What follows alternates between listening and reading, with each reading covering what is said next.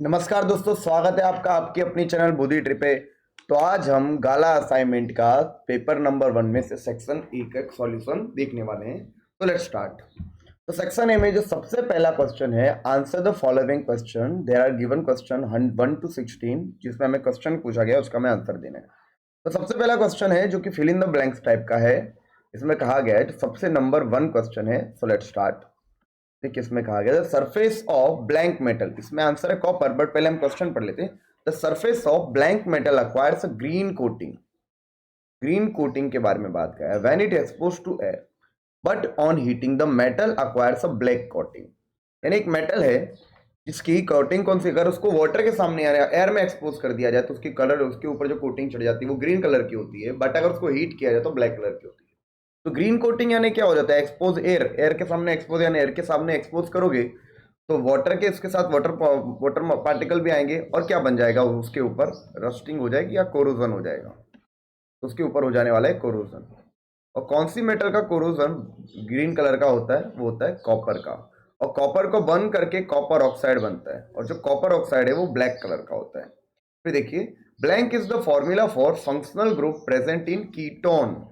Ketone compound में होता है, ये देखिए ये रहा ketone, carbon double bond oxygen. Ketone में आल्डिहाइड होगा तो लास्ट CHO, अल्कोहल होगा तो OH। अब the dinosaur belong to class, वो कौन सी क्लास से आते हैं, रेप्टाइल्स में आते हैं, तो Reptilia class. Question number 4, auxin hormone synthesis at the shoot of helps the cells to grow longer। फिर question number, state whether the following statement are true और फॉल्स। ट्रू और फॉल्स स्टेटमेंट देखने, जिसमें हम लोगों को कौन से क्वेश्चन देखने, सबसे पहला नंबर देख लेते हैं।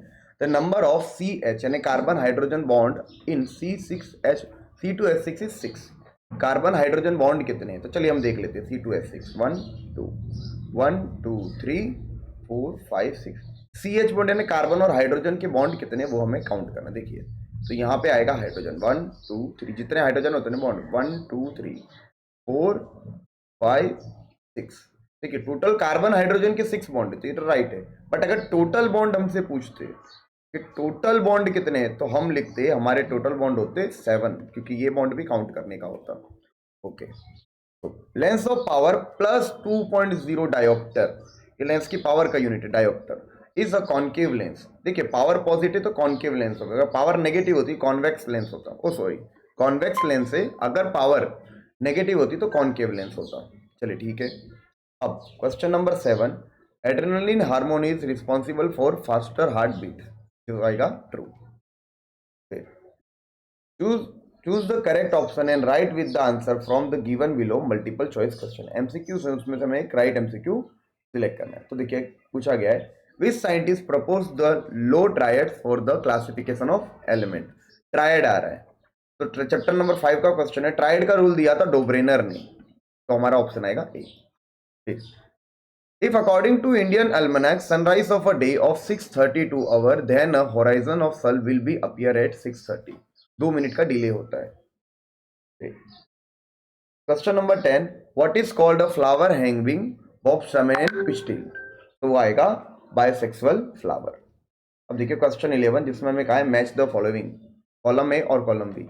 अब देखिए एविडेंस ऑफ एवोल्यूशन में 3 टाइप आते हैं, होमोलोगस ऑर्गन, एनालॉगस ऑर्गन और फॉसिल।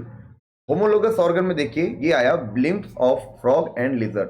तो होमोलोगस ऑर्गन उसको बोलते हैं जिनका स्ट्रक्चर सेम, वो ऑर्गन जिनका स्ट्रक्चर सेम बट फंक्शन या वर्क डिफरेंट हो, उसे हम कहेंगे homologous organ. Same structure but different work, तो हम कहेंगे वो होमोलोगस ऑर्गन है। और एनालॉगस ऑर्गन का मतलब ये होता है जिनका स्ट्रक्चर डिफरेंट हो बट उनका वर्क सेम हो। डिफरेंट स्ट्रक्चर मैं लिख देता हूं, डिफरेंट स्ट्रक्चर बट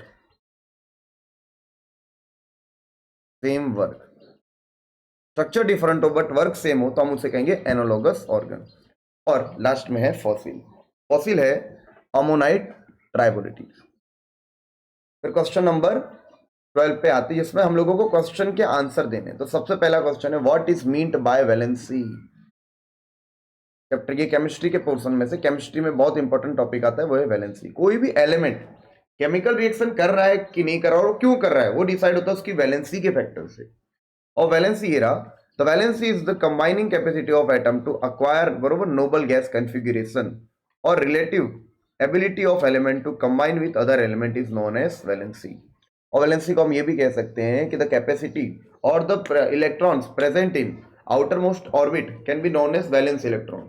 और एटम वो वैलेंस इलेक्ट्रॉन कितना शेयर कर रहा है, क्या बोलते हैं, एटम की इलेक्ट्रॉन शेयरिंग कैपेसिटी को हम उसकी वैलेंसी कह सकते हैं।